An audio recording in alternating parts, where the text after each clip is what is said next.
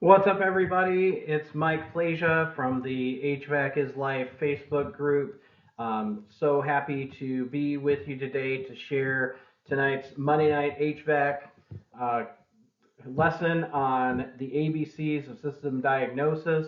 So I don't know about you, but when I was a younger tech, I definitely had this concept just nailed into my head over and over again. Airflow before charge, and it's like just it would not stop.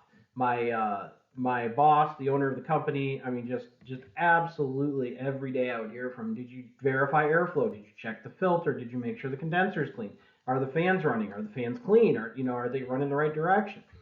And it's something I will never forget, can never forget, and I'm sure many of you would agree. It's just been driven home to us so strongly. So, I'm a technician from Central Illinois. I'm actually getting ready to go into more of a product support role for a manufacturer of equipment, and I'm really excited about that. Unfortunately, as we get older, sometimes our joints and things don't want to cooperate as much and operate at the same pace that our brain wants to. So had an opportunity to get out of the field, so I'm getting ready to transition to that.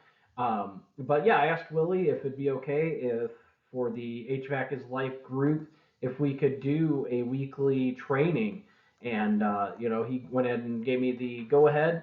And so I'm happy to be here. And at the end, I'm going to have email, contact information, and stuff. If you have suggestions or thoughts you'd like to share, other lessons you'd like to see covered, or just ways that you think this could be better, definitely let me know. I definitely need your feedback, and will take it to heart and try to apply it to the best of my ability. Or hey, if you just want to say hi, that's cool too. So, what is ABC? And before we unpack that, I just want to go ahead and make sure we are on the same page with our kind of where we want to go. Okay. Uh, as the instructor, I just want to make sure that I have done a good job and taken, rather, made good use of your time listening to me.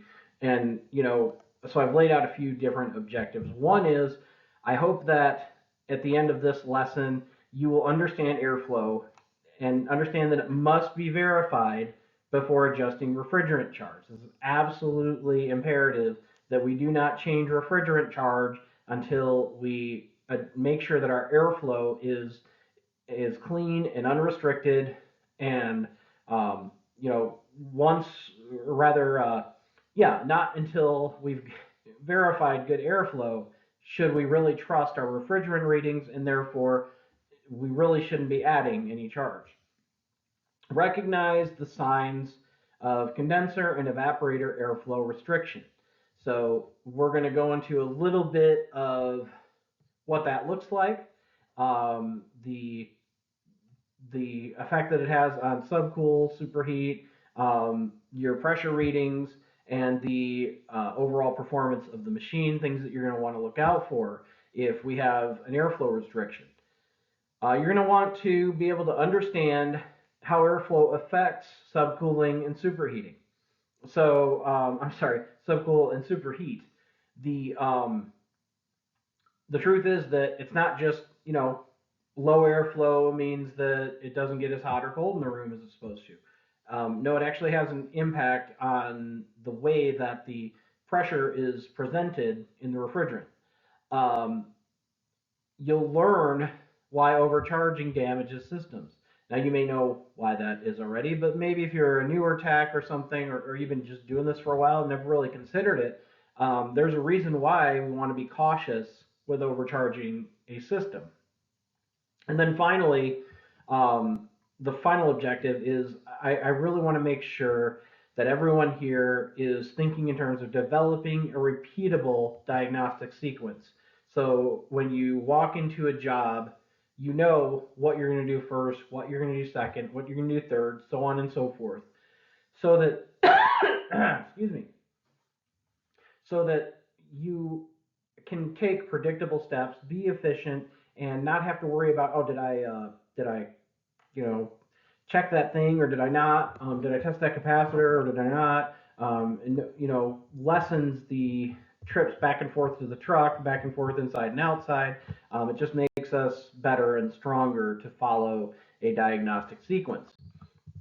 Um, so, funny story. When thinking about this particular lesson, my mind was flooded with memories or maybe traumatic flashbacks, depending on how you think about it.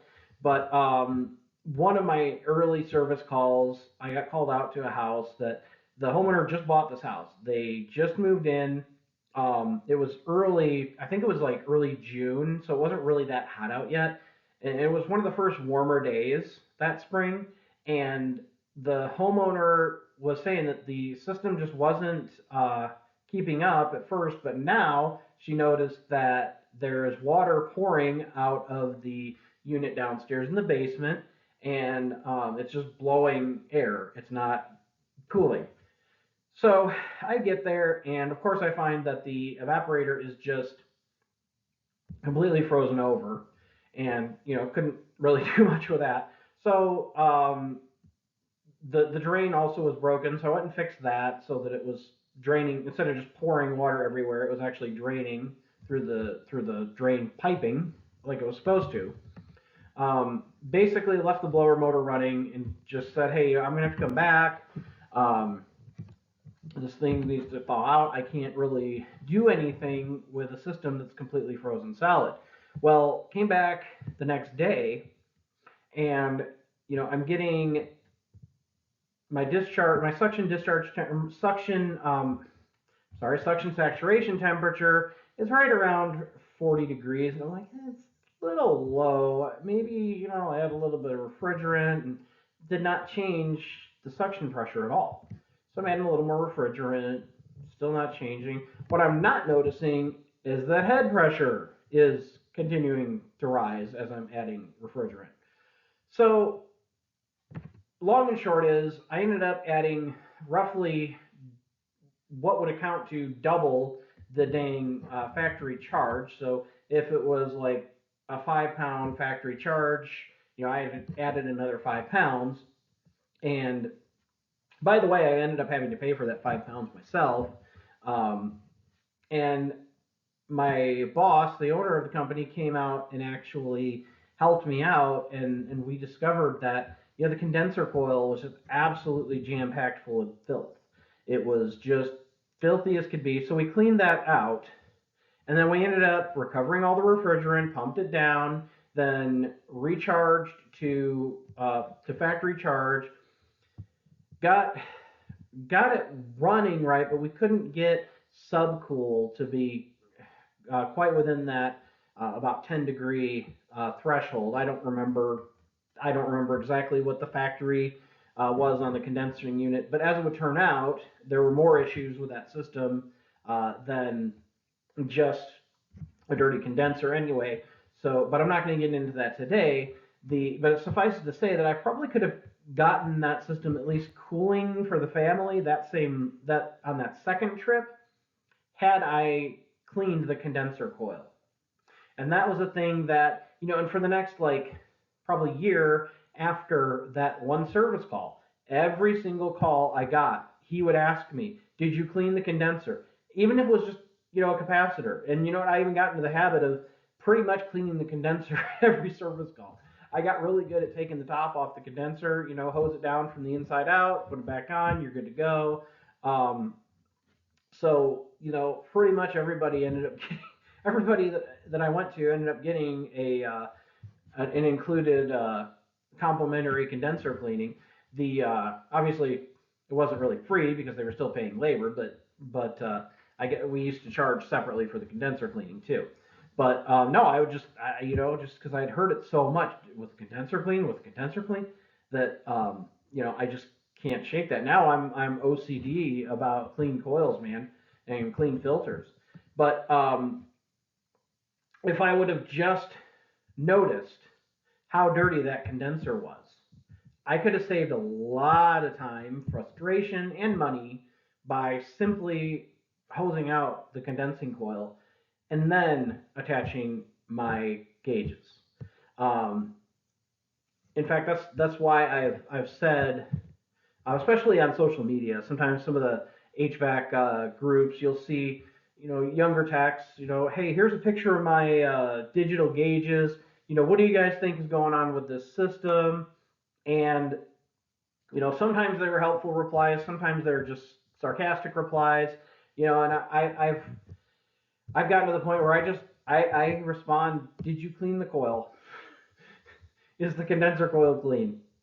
Because if not, don't even trust those readings, man. They're not worth a dang. Just I've told technicians, and kind of metaphorically, not literally, um, don't even get your gauges off the truck if you haven't cleaned that, or check to verify that condenser coil is clean and that the furnace filter inside has been recently changed. Now, obviously, you should probably hook up your gauges pretty early in the service call, but at least just from the standpoint that that refrigerant reading, although helpful, isn't really that reliable if we do not also take into account airflow. This is why, again, we say airflow before charge. It's a relationship. It is not just simply airflow and charge, but they work together. So kind of like a relay race, you think about the air as the first runner, it's handing the heat load or the baton off to the second runner, which is the refrigerant. The refrigerant then is taking the baton and running it outside to the condensing unit, and then the outside air, then the third runner is taking the baton and rejecting that heat out into the atmosphere. So it's not airflow and charge, or it's not airflow or charge, as if they're two separate things. It's almost a dance. It's a choreography. It's this balance between the two that allows the modern refrigeration system to work. So again, as I said, um, airflow, or yeah, lack of airflow in a refrigeration system can cause inconsistent, or not inconsistent, but unreliable numbers where it concerns your pressure readings. So in other words, you can't determine whether you are low on charge or overcharged by simply hooking up your gauges on a system that has dirty coils. And it's not just dirty coils, by the way. There are other airflow restrictions that we'll go into, but it just it just it suffices to say that incorrect airflow can fool you. So trusting just your refrigerant readings without taking into account how well the air is passing over the coils can deceive you into thinking that you're low on charge. The old, the running joke or old adage is, oh, it just needs a little more freon. Um, and the truth is that often it doesn't need any refrigerant. A lot of times you don't need to add any charge. In fact, a lot of times a system is overcharged because you'll have Sir Hax-a-Lot in his, pickup truck with his magical tool bag showing up and, throwing in some gas because that's the universal fix-all, and then he'll take his $50 cash from the homeowners, and he'll be down the road, never to be heard from again. So a lot of times the system is actually possibly overcharged, but you're not seeing it because you're not getting good airflow across those coils.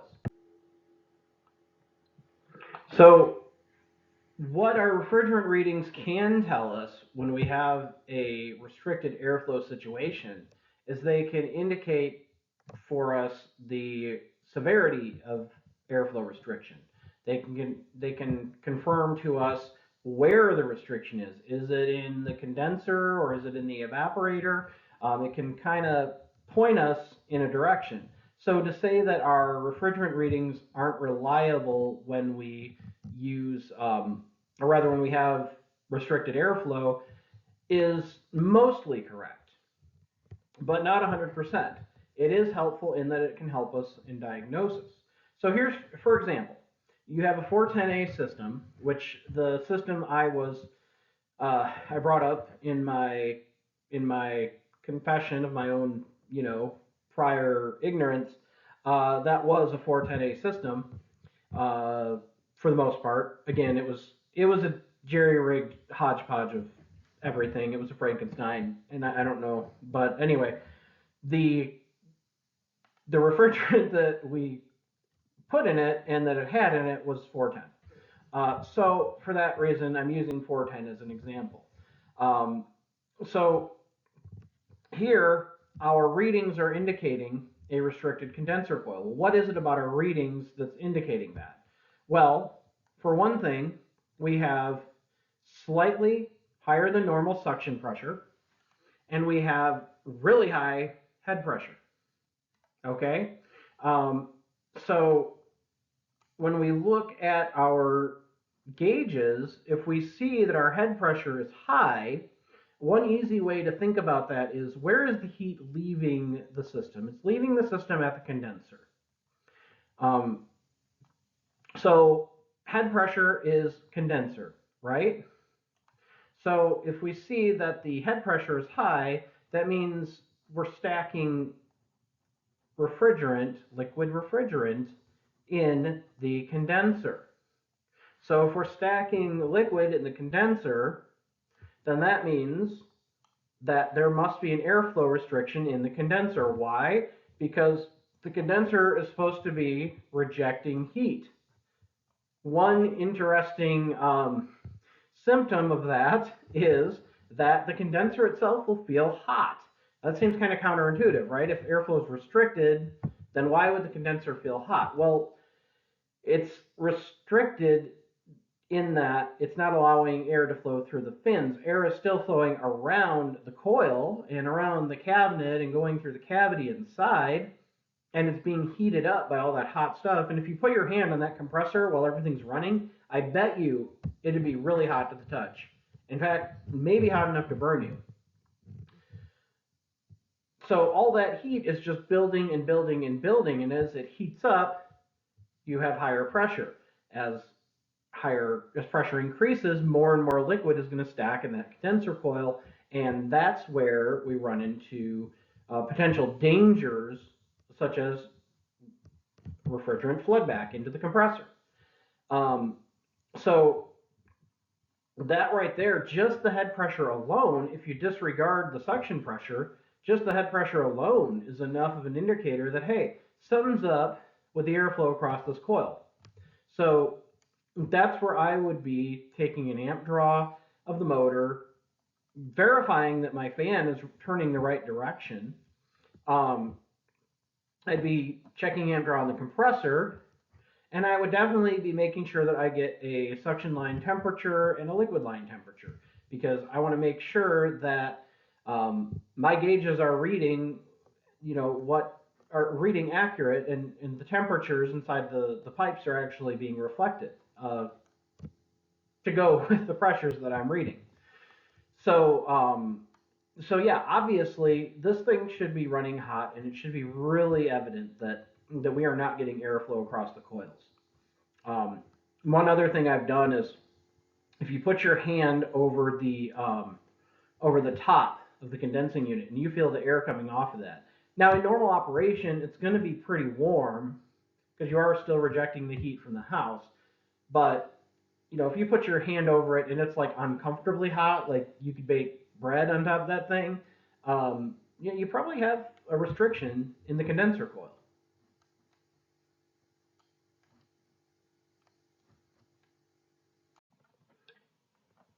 So not to be too repetitive here, but just more for the sake of your own note taking, if you're following along, um, some of the signs that you have a restricted condenser coil are, again, high head pressure, elevated subcooling, high compressor amp draw, condenser fan motors running hot. It may even also be running in reverse.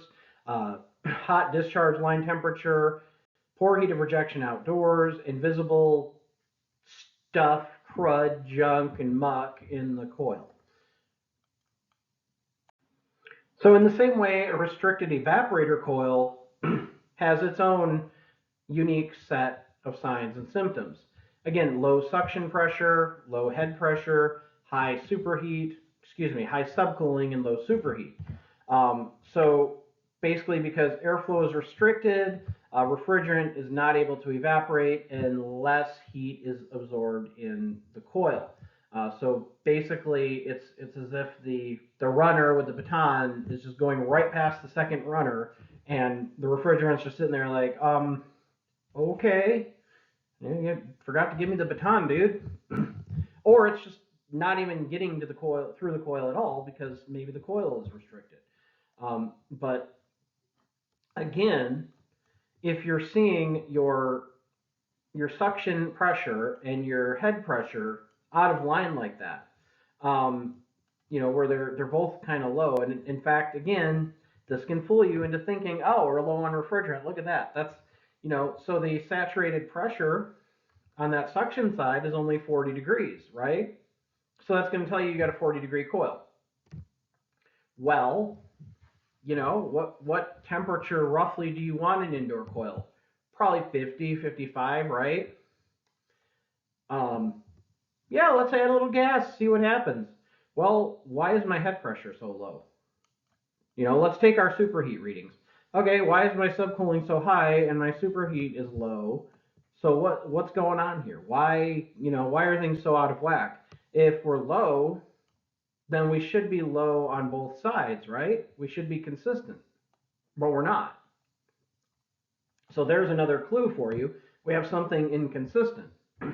So again, just when you see your refrigerant pressures out of whack, they don't look right in terms of consistency, in terms of just being way high or way low, that's where you want to really stop and look at airflow, which again, it shouldn't take you long to come to this determination that, hey, something's up with the pressures that's indicating I've got an airflow restriction. So let's double check and make sure that we have good airflow throughout the house. So again, for the note takers, for just kind of your own reference, just some of the key touch points or symptoms of a restricted evaporator coil. Again, your suction pressure is going to be low, not super low necessarily, but just a little low. Your superheat's going to be high. You have low evaporator temperature split. You might have some ice accumulation on the coil or sweating, but by the time you get there, if ice accumulation has already started, then that coil is probably already frozen completely. It's not just some frost building; it's a block. Again, weak airflow from the supplier registers. Why? Because the evaporator coil is between the fan and the registers. So if air can't get through that coil, it's just not getting to the registers. A little bit might because some's going to blow around, but it's pretty much not getting to the vents. Your blower motor is going to be operating hot because it's trying to push against a wall. So obviously amp draw is going to be high as well. And again, the filter or coil are going to be visibly impacted, possibly, but not necessarily always. Again, there could be a motor failure, there could be a damper closed, if there's a return blocked. So the coil itself might not actually be restricted. It could be something that's not allowing air to come into the return and then enter the coil to begin with. So again, just if you've cleared all the restrictions, the system is what completely does a normal clean 410 charge and look like? has a Typically, brand you're going to be new running filter. superheat or subcool around 10 degrees. You've made sure you're going that to have all capacitors suction pressure, good. right around 120 discharge, exactly 335 to and that maybe, all fans are rotating in the right direction and somewhere around and this blades are neighborhood. clean. Once you've determined all when that, I made these graphics, then your system should settle down. These aren't exact numbers. You don't have again, to hit 338 just for discharge or illustration 118 purposes, psi. I use If you have 410A system. 117 So psi you're and looking for 339 right around 10 discharge, you're degrees probably of okay. subcool or superheat, But depending on if the you're using metering analogs, device. you're probably not counting So each around individual 120, hashtag, unless you're weird like me.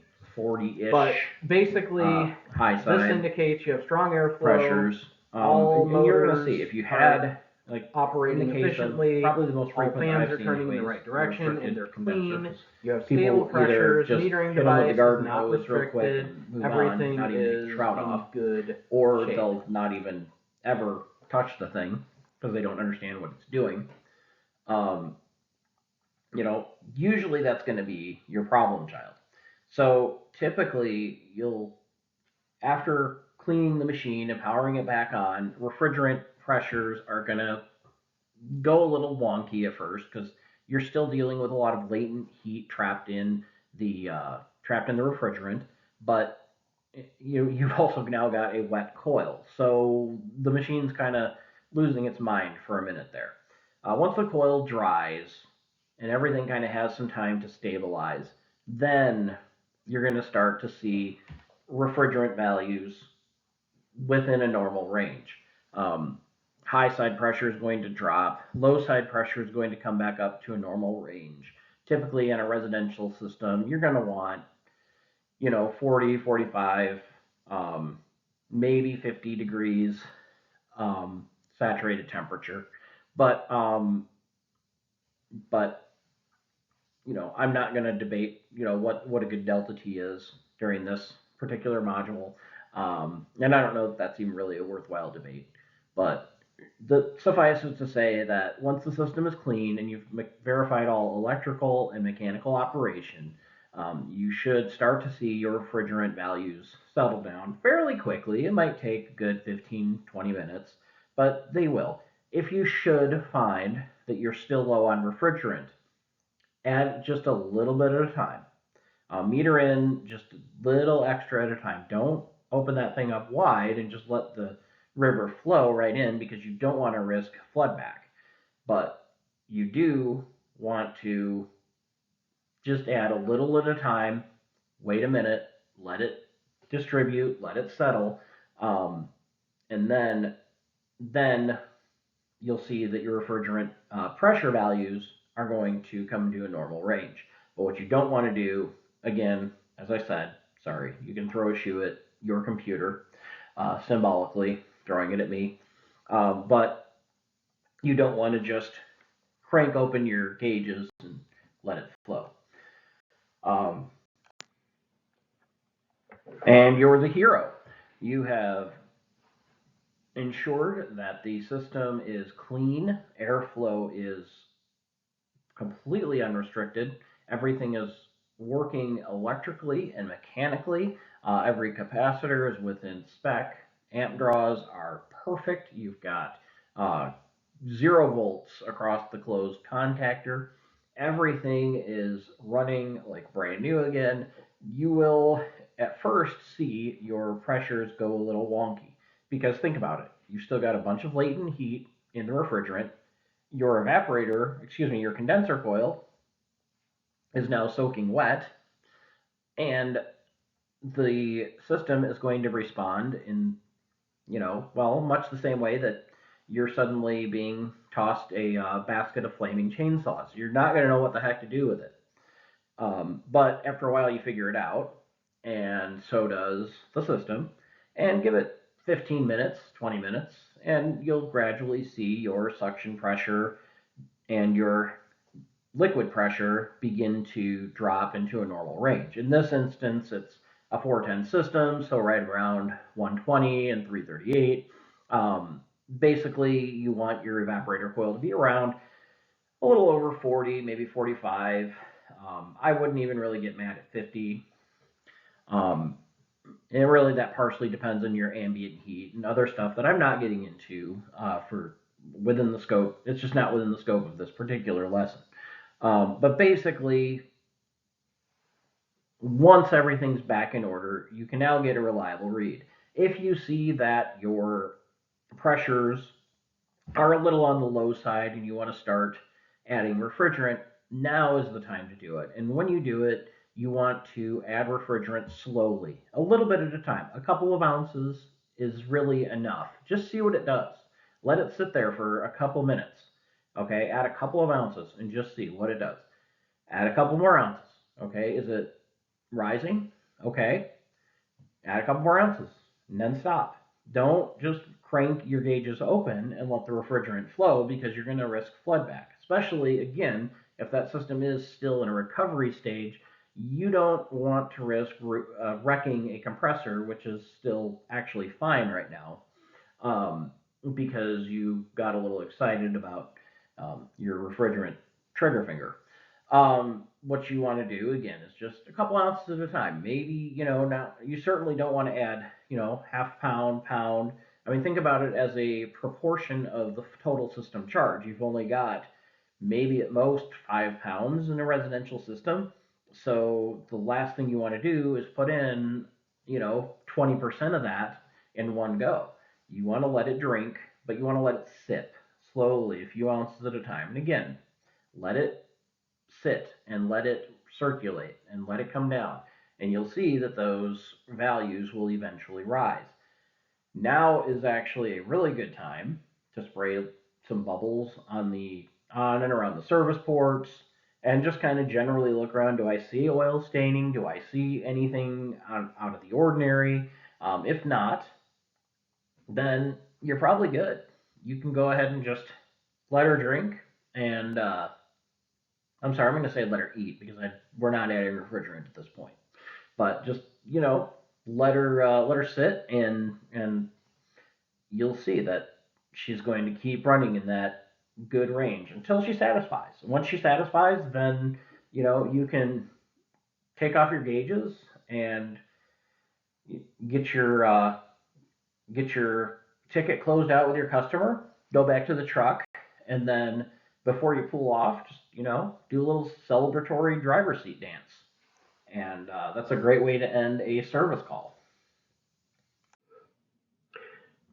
So when we talk about how a lack of airflow will affect refrigerant pressure and how it um, can fool you, what we're really kind of looking at is how does it affect superheat? Because again, your subcool and your superheat values are a much more accurate means of determining proper charge than simple refrigerant system pressure.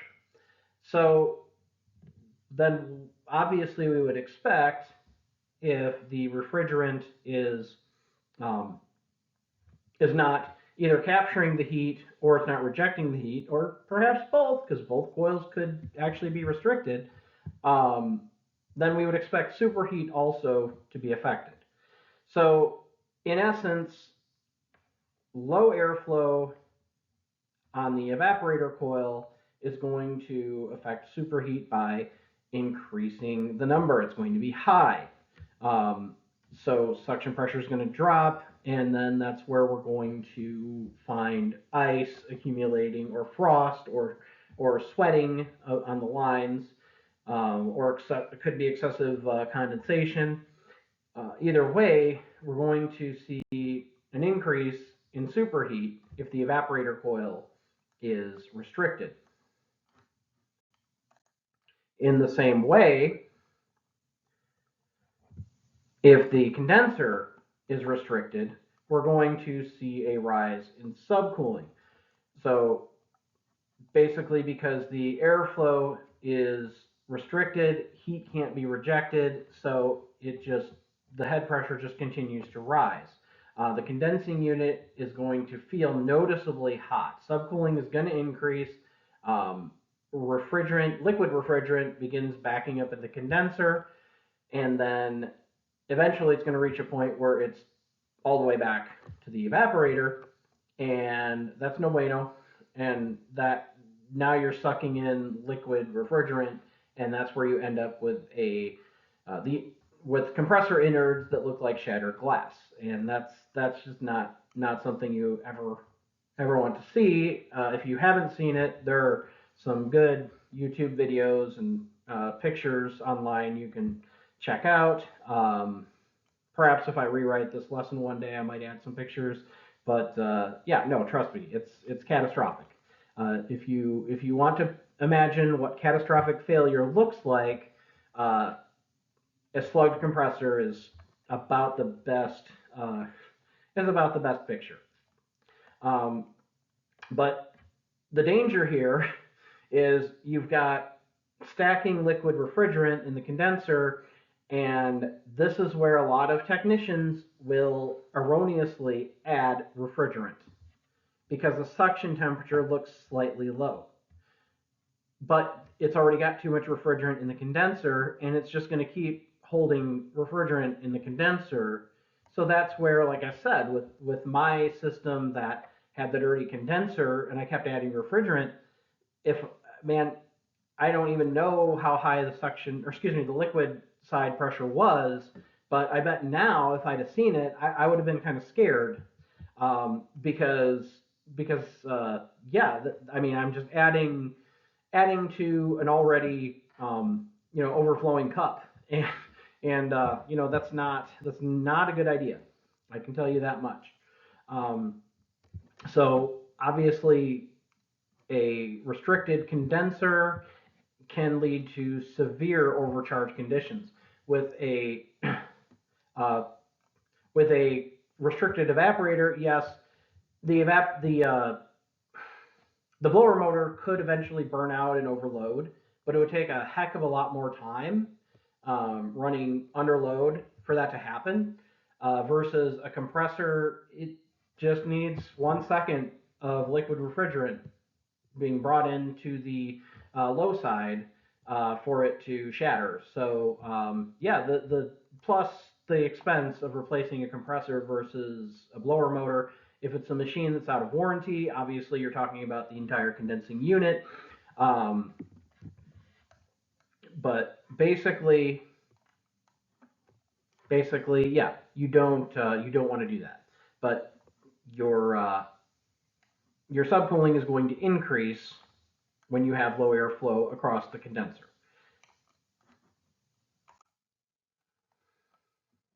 So what happens if you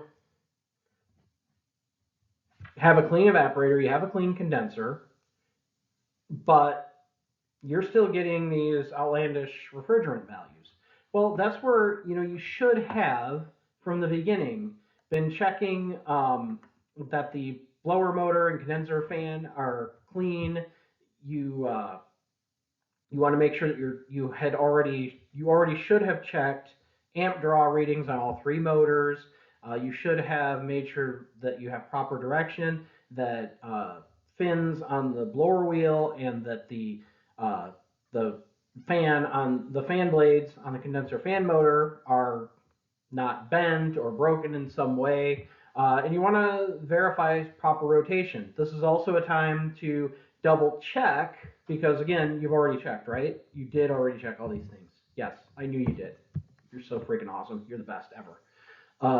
This is the time when you're going to double check to make sure, are my returns actually clear? I have found a dresser in front of a return. I found a kid's big dollhouse covering an entire return. People put furniture over them. I had a family that had all of the upstairs um, supply vents shut, which, okay. I mean, just people do all kinds of interesting things. And this is the point at which, did I miss a return? Maybe there's two returns. Maybe there's a third even. Is there a piece of ducting that's maybe collapsed, or maybe has holes in it? I've seen ducting that's completely been corroded through, and it's not carrying air anywhere, except for the air that's just sitting in there, the atmospheric air. Um, but this is where you want to, as a former boss once told me, check the checker. Just make sure that you're going through all of the steps that you already took and rechecking everything. Your capacitor microfarad values, your amp draw values. Make sure your rotation speed is right. Pull that squirrel cage and make sure that it's not caked with dust and the fan wheel's not caked with dust. Make sure that Is there a lot of play when if you move the motor shafts uh, laterally in the same direction, up and down basically? Is there any play side to side? Is anything out of line from a normal motor in the fan motors? Um, you can even check the TXV. Is the TXV opening? If you take the bulb off the suction line and you put it in the palm of your hand, what happens to your pressures? Does it change? If it does, then your TXV is probably operating. If it doesn't move, then you might also have a bad TXV, which, yes, airflow restriction absolutely can end up killing a TXV. But yeah, again, this is where you want to double and triple check all of your steps to make sure that there is nothing restricting airflow. So if the coils are clean, you've got good airflow, everything's fine, your refrigerant pressures still aren't quite right. TXV is working. Um, you know, that's the point at which you might want to go ahead and grab a can of refrigerant. So again, just another list to add to your checklists. Um, just want to make sure, and then on a commercial unit too, what about fans and pulleys? Do you have a loose pulley, a belt? Do you, I've seen one recent one. I had a commercial rooftop unit where the blower motor, the outside case of the blower, the motor was working fine. Okay, there was nothing wrong with this motor. What was wrong was the actual outer body of the motor cracked at the point where it attached to its integrated cradle. So basically, the cradle was welded to the body of the motor. So I had to replace the motor. It ended up being like a $2,000 motor for the customer, but the motor was fine. It was the dang sheet metal outside, the skin of the motor, that was the problem. So yeah, I mean, all kinds of oddball things, man. You want to just check everything. The thing is, if you're gonna at this point grab your refrigerant can and add charge, the thing that I want to caution you on is just proceed with caution. And when I say proceed with caution, what I mean is don't go cranking open your gauges and just letting the river flow right into the system. What you want to do is meter in maybe an ounce or two at first. See what your gauges do. Something should change. Give it a minute or two, let it kind of equalize, add another couple of ounces, and keep following that until you finally reach your appropriate pressures, and you can calculate superheat or subcool depending on your metering device to match the system requirements. You may very well be low on charge. Here's the other thing. If you now go and add that 1 or 2 ounces of refrigerant, make sure you watch your head pressure. Because if the head pressure is going up, and if there's something causing refrigerant to keep stacking in that condenser, and also bear in mind, it may take a good half hour, if not slightly longer, for all that latent heat to leave the condenser and for the liquid to kind of de-stack, if that's a word, because you've got all that energy built up, and that heat, it stays in there a long time. And think about a cast iron frying pan. You turn off the heat, cook your breakfast, turn off your heat. That pan's still going to be hot for a long time, isn't it? Same thing. All that heat stays in that coil for, hours if it's not running as a part of a refrigerant system. So you got to give it a good half hour, maybe a little bit more again, just to make sure that all that excess heat is out of the system and that we're running. If there is some kind of a liquid, or rather some type of a refrigerant line restriction, then that's something that may need to be addressed separately. And we will, of course, get into a little more in-depth topics as time goes on, but that's not really within the scope of today's lesson. The main thing I want to focus on is, why We can't just go continuing to add refrigerant um, to our system. So when we're running at an overcharged uh, in an overcharged condition, we're basically adding strain to the compressor. I mean, think about if you've ever blown up a balloon to the point to where it pops. I mean, essentially that's what you're doing to your compressor, except what pops in the compressor is motor windings because the motor overheats and then the motor windings break down and then pretty soon there's no more insulation on the winding and it's either grounded or shorted and it stops working or working inefficiently. So it is entirely possible that due to overcharge or due to consistently running with a restricted, or rather with an air restriction, that the windings on a motor can actually fail. And if you're getting unusual refrigerant readings, that can indicate that you have a compressor that's now running inefficiently.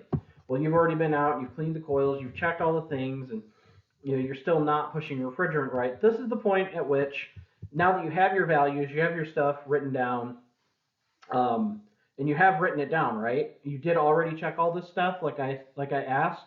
Don't make me bring out that other picture of me that may or may not be AI generated of me yelling at the other technician. Um, no, I'm kidding, of course. But having all this data that you've gathered on the system now is a great time.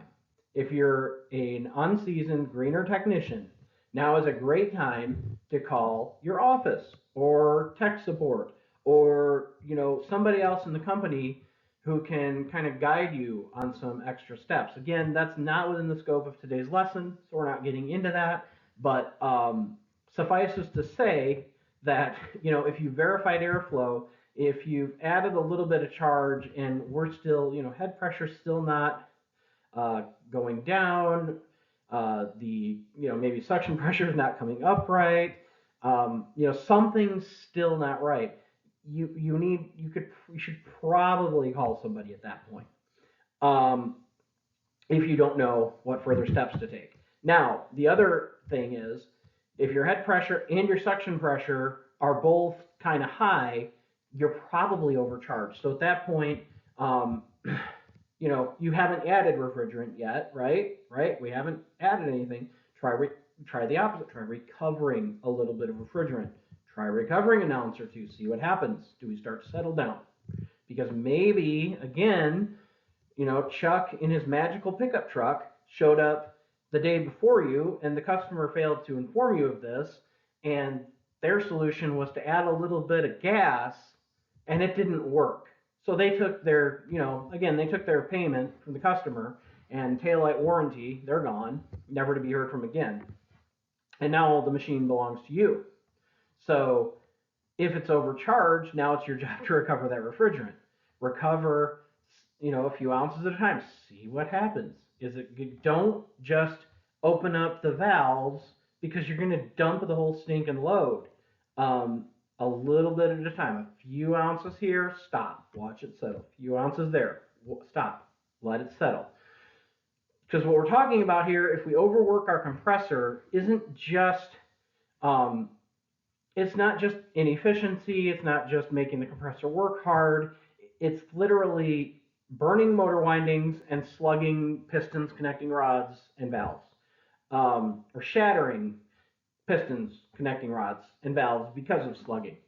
Um, you ever hear that you shouldn't de-ice your windshield if you live in a colder climate during the winter by pouring a bucket of hot water on it because it'll shatter the windshield? Exact same science behind why slugging a compressor is bad. That temperature change, boy, it can be a doozy. But since we're a good conscientious technician, if you saw that the suction pressure and the head pressures were consistently a little bit high in relation to each other, you recovered a little bit of refrigerant. Now, the pressures should return to a normal state. Now, this is where you're going to need to use your pressure and temperature charts to verify what what that pressure is, you're going to want to probably, unless you're a genius and you can remember all these numbers, or you can, or you just know for this particular system, you might want to use an app to calculate subcool and superheat. Either way, you want to just verify your pressures. Everything should start settling down to normal once you have airflow restored. So we talked a little bit about restoring airflow. We talked a little bit about what to do in the case of high pressure or low pressure. We've talked a little bit about what causes overcharging. So let's move on really quickly, and let's talk about our diagnostic sequence. I know that you guys have been chomping at the bit to get to this point, because it's exciting. Because you know what? If I love anything, if anything just gets my blood pumping, it's routine. No, but seriously, successful technicians all have like this sequence. They walk into a job, and step one is always step one, step two is always step two, step three is always step three, and so on and so forth, until they've got a diagnosis, a repair, and a quote for the customer. So when we think about our diagnostic sequence, and yes, this is probably more for the newer guys, but if you're an older tech, you can probably relate. You probably have a sequence. You may not even think about it. You just develop this habit that when you walk into a job, the first thing is first, the second thing is second, and again, so on and so forth.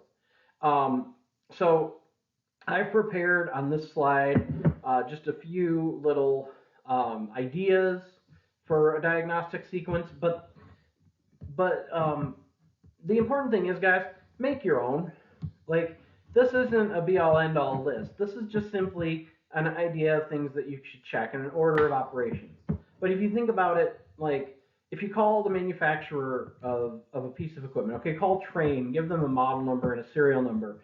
They probably have a published document called Sequence of Operations for that unit.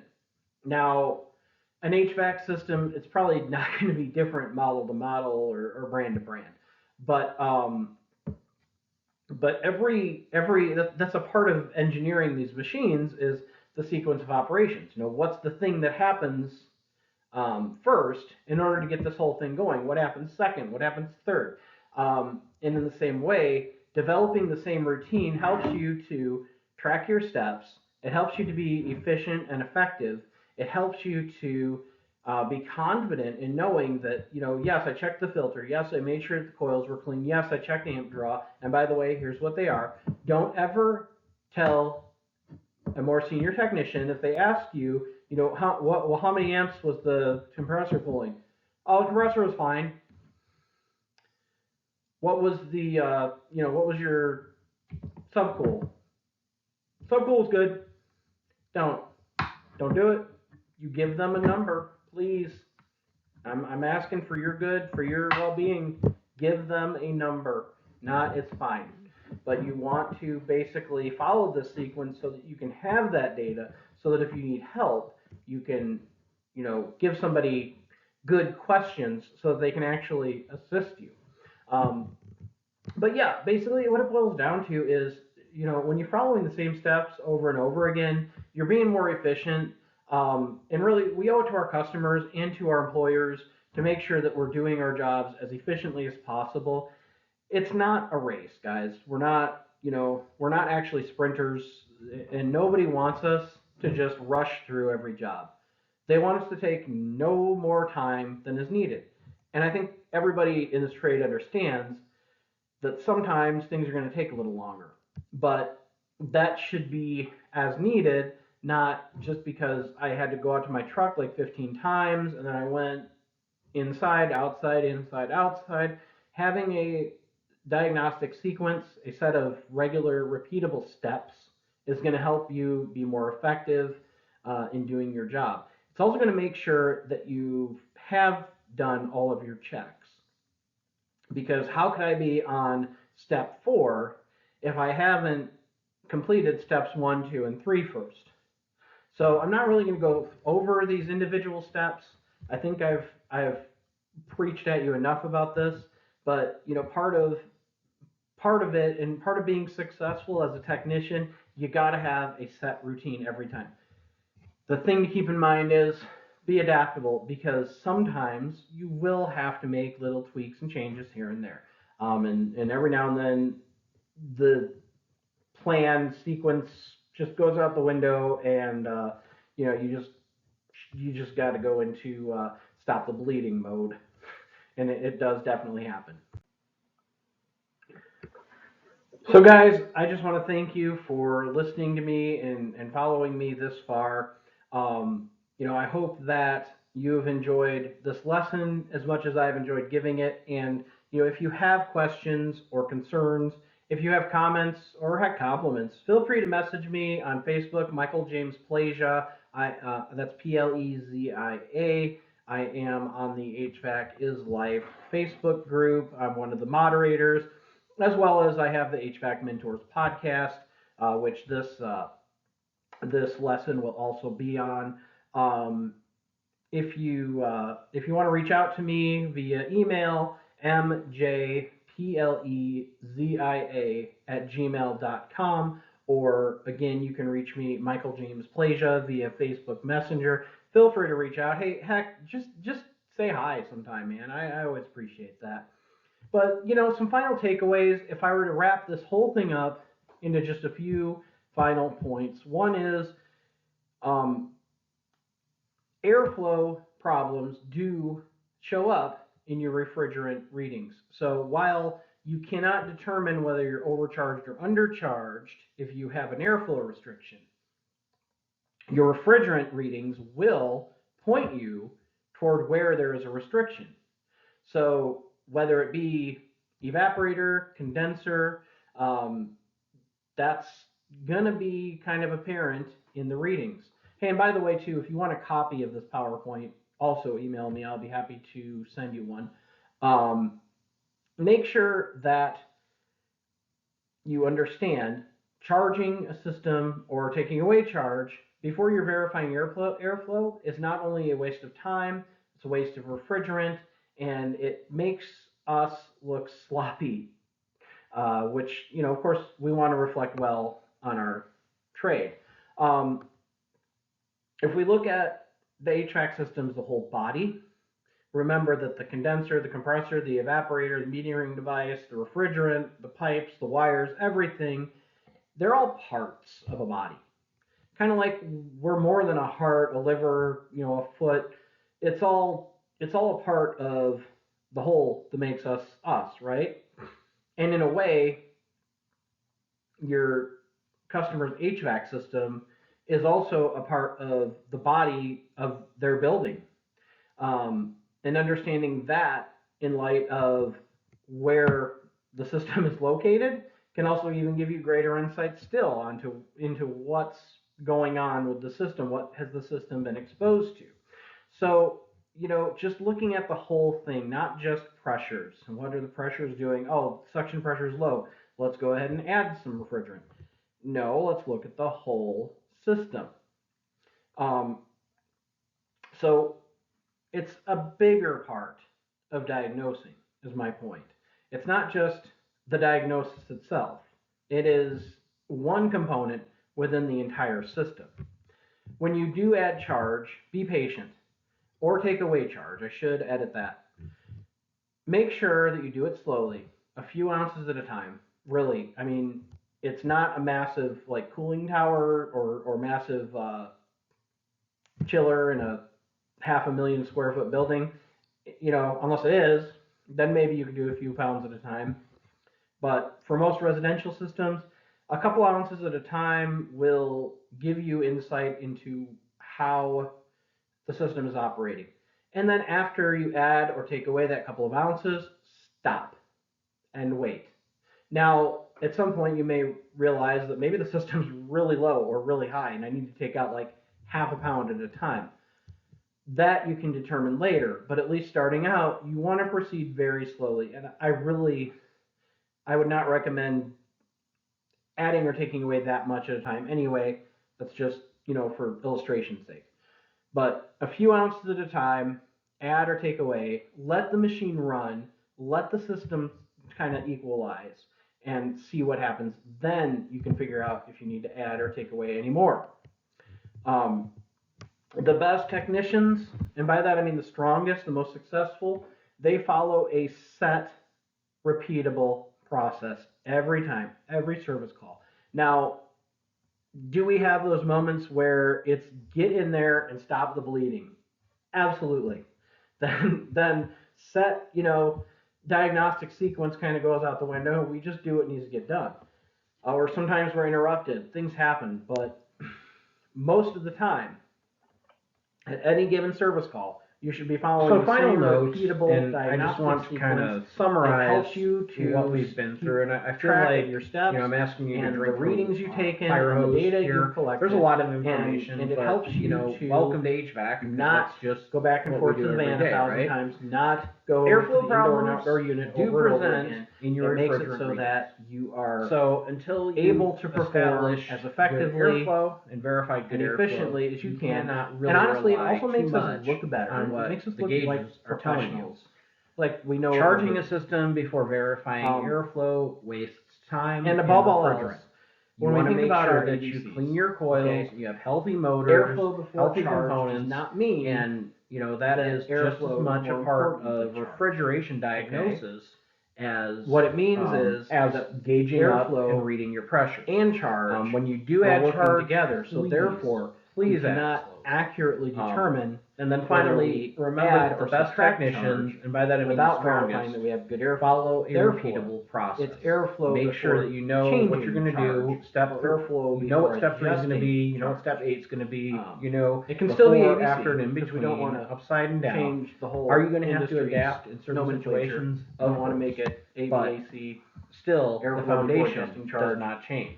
It's still ABC. And always remember, above all else, so again, when you go out I'm on the Mike next service call, I am make sure that you verify here at airflow. the Facebook charge. group HVAC is Life and HVAC Mentors podcast. Feel free to reach out sometime, say hi, drop a suggestion. If you want any handouts or anything for this lesson, if you want a copy of the PowerPoint, feel free to ask. If you just want to play it for your team meeting or something, maybe you're the service manager or maybe you own your own shop. Yeah, man, absolutely. Feel free. Use it. If it can be of value to you or to one of your techs or some of your techs, definitely play it. Trade school teachers, don't even ask. Please just use it. It would be my honor. Other than that, you guys have a great day. This has been Monday Night HVAC on the HVAC is Life Facebook group. I look forward to seeing you all next time. Thank you once again. Bye for now.